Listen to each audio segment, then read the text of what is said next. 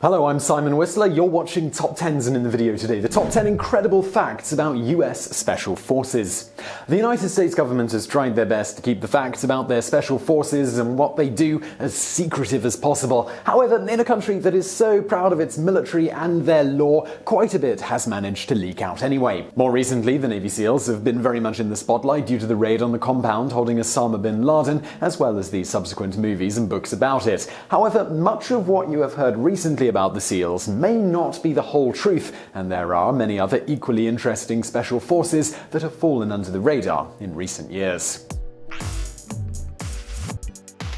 Number 10. The American Green Berets are a nod to British Royal Commandos during World War II. The Green Berets are one of the most famous special forces divisions in the world and one of the two most well-known in the US Army, the other being the US Army Rangers. The Green Berets were originally formed as a unit for performing unconventional warfare when needed, getting a lot of their original work during Vietnam, where they fought with guerrilla tactics and trained those Vietnamese on the American side to do the same. However, while the classic Green Beret is synonymous with American Special Forces, it is actually really a nod of respect to British soldiers that inspired their existence in the first place. The Green Beret was designed by former Special Forces Major Herbert Brucker, who had been with the OSS and was very familiar with the British Commandos during World War II. They wore Green Berets as standard issue. The Green Beret was actually not officially sanctioned at first and was mostly worn during combat training to sort of build morale. Eventually, President Kennedy expanded the role of the Special Forces in Cold War operations and officially asked them to wear the Green Beret from then on. The Green Berets now specially honor Kennedy, laying a wreath at his gravesite every year in remembrance of the respect that he showed to them. Number 9. The US does not track confirmed kills for any branch, Special Forces or otherwise. Not that long ago, late SEAL sniper Chris Kyle had a book published that self-aggrandized his life and role in a way that was likely not particularly approved by military command. It also doesn't really seem to befit the generally humble and secretive role that Special Forces are supposed to take on. Regardless, he quickly became a folk hero in certain circles, particularly for his claims that he had the most confirmed sniper kills in history.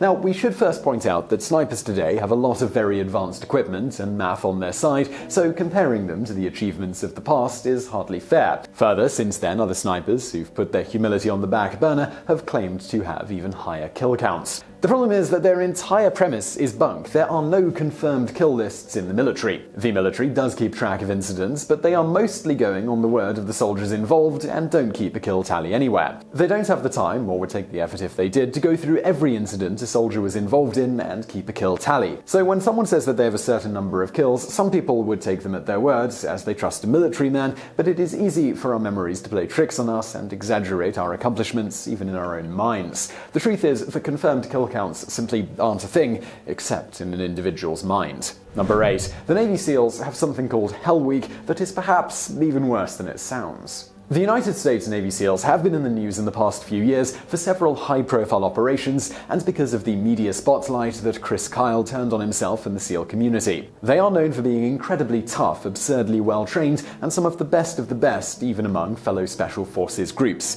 The way they get there is a selection process that is straight out of hell. The final part of the initial training involves a 5.5-day period designated as Hell Week, where you get less than 4 hours of sleep a night and are constantly subjected to grueling training in the most rigorous conditions. Trainees can expect to get covered in mud, stand in ocean water, stand still while soaking on the beach, paddle boats, carry boats over their heads, do all sorts of physical exercises and training drills, deal with horrible cold, physical pain and discomfort, complete exhaustion in some cases, and extreme mental fatigue. Whew. All of this is to be done when extremely sleep-deprived, and good decision-making is very important during the final part of the training. To make matters even harder, the drill instructors will stand nearby with bullhorns and encourage people to drop out to mimic the voice in their head that tells them to quit. The SEALs believe that mentally wanting it is more important than anything, so this negative encouragement ensures that the trainee really does want it more than anything else. Number 7. The Night Stalkers are especially good at nighttime operations, helicopter use, and awesome names. The Night Stalkers are a special forces division of the Army whose job is almost entirely to fly helicopters. Some of the larger helicopters that carry multiple people will also have a trained Night Stalker medic on board as well.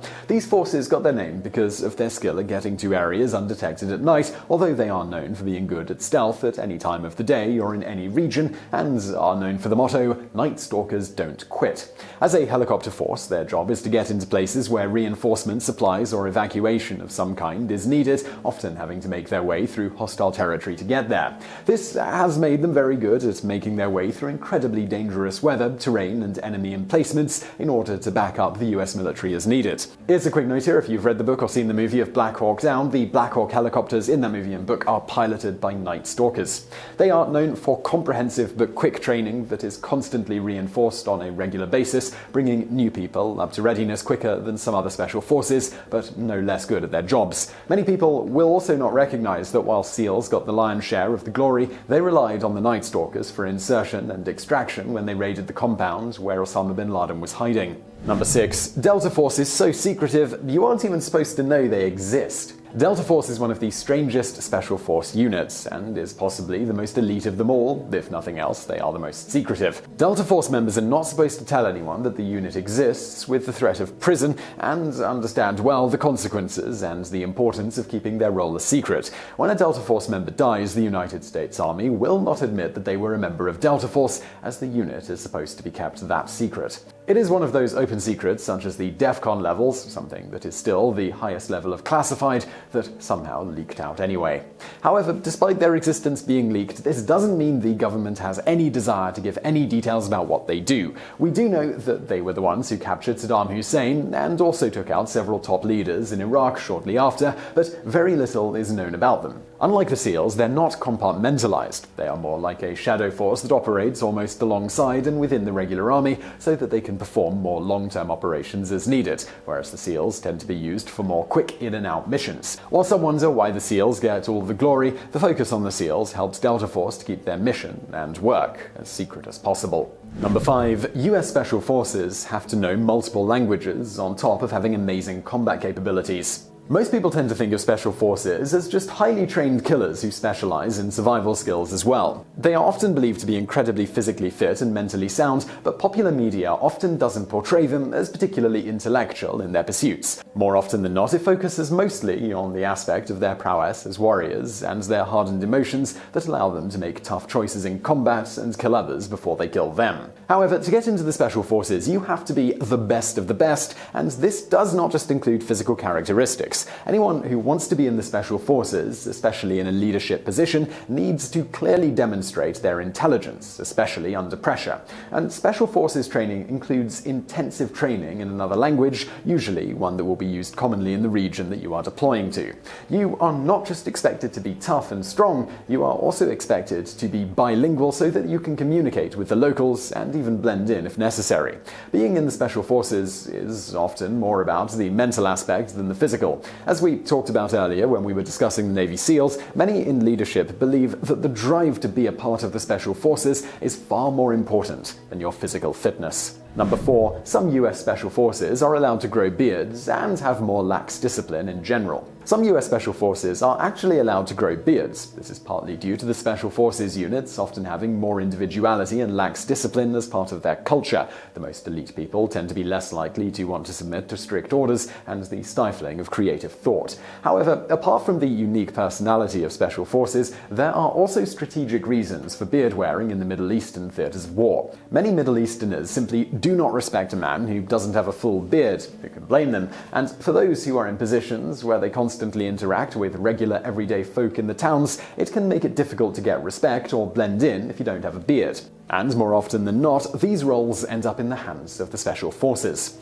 This has always been controversial, as many in the regular units feel it is giving the Special Forces privileges that they should not have, and some in leadership believe that it can eventually lead to a breakdown in order and discipline, where troops wear less and less of the proper uniform and altogether take their jobs too casually. Recently, the United States military cracked down and started ordering those who are not in positions where they regularly interact with people in the towns to start shaving their beards, whether they were Special Forces forces or not. In order to ensure proper discipline, they felt that if you don't have a strategic reason for having a beard, you should not be sporting one. Of course, many in the Special Forces were not particularly pleased at this news. Number 3. The US has a division of Special Forces who specialize in predicting the weather. It's something you really don't think about, but when you do stop to think about it, it seems rather obvious. Of course, the United States military cannot afford to rely on the National Weather Service for accurate weather predictions. They often need very quick and accurate calculations in very tense situations where lives are on the line and time is of the essence. These situations often occur in remote areas where any kind of weather service is little to non-existent or simply isn't close to accurate enough to make calls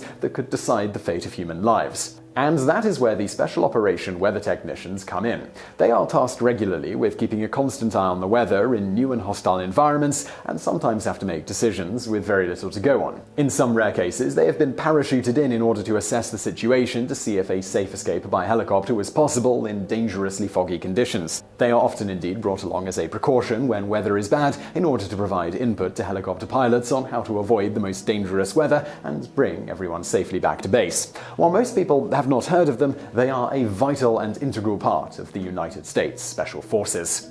Number 2. The US Unified Command Structure for all Special Forces was only established in 1987. The United States Special Operations Command, or SOCOM for short, is something you would think existed for a long time. They are tasked with making sure that all of the Special Forces units are working properly together and that they don't accidentally bump into each other while performing operations. While it would seem like common sense to have something like this to begin with, sadly, that was not the case. Back in the 1980s, the Iranians were holding hostages and Delta Force botched a rescue effort rather badly. Not to besmirch Delta Force though, the blame for the failure was put on the fact that several special operations groups were not properly coordinating together, which led to the mission becoming disorganized. After this disaster, the United States leadership decided that they simply could not afford such a thing to happen again. The most elite units are no good if you can't keep them properly organized and coordinated. Since then, the United States has had a unified command for special forces to ensure that such problems do not occur again. Number 1. The US Pararescue Force is often tasked with recovering astronauts after water landings. The Pararescue Force is one of the most elite in the United States Special Forces. While they are not aggrandized by the media, as they are not really known for combat, their skills are some of the most important, and very, very few make the cut. The entire strength of the Pararescue at any given time is only about 500 men, which is incredibly selective for even the Special Forces. They are intensely trained in the ability to parachute from all kinds of distances into all kinds of conditions, and are skilled at survival and often trained with medical skills to help those that they are trying to help behind enemy lines. When they were in their earliest days, the pararescue were volunteer medics from the army who dropped into a deep jungle to care for wounded people who had bailed out of a plane near the Chinese border. Since then, they have been tasked with being on hand to rescue astronauts from the water on splashdown, and once rescued Neil Armstrong and astronaut David R. Scott when they had to make an unexpected landing in 1966. More recently, they have seen a lot of activity in the Middle East, rescuing civilians from landslides while braving horrific weather conditions and risking enemy attacks at the same time. So I really hope you found that video interesting. If you did, please do hit that thumbs up button below, and don't forget to subscribe for brand new videos just like this every day of the week. Also over there on the right, a couple of other videos that you might enjoy if you enjoyed this one. And as always, thank you for watching. So you're still here, still watching this video. Maybe you just let it run and you're not actually there anymore. Whatever the case, if you're listening to this, I think you should go check out my new channel. It's called Biographics. It is biographies of notable historic figures, as well as present day people. Let me give you some examples. We got the Queen of England, Vladimir Putin. Those just two people on the world stage. We've also got Elon Musk coming up, Arnold Schwarzenegger. Even the first serial killer, H.H. Holmes? Maybe just H.H. Holmes. We look at all sorts of people, longer form, about 20 minutes long, diving into the story of their lives in a similar style to this. It's Biographics. If you like this channel, if you like my other stuff, you're gonna like this as well. Biographics, there is a link in the description below. Do go check it out, and please do subscribe.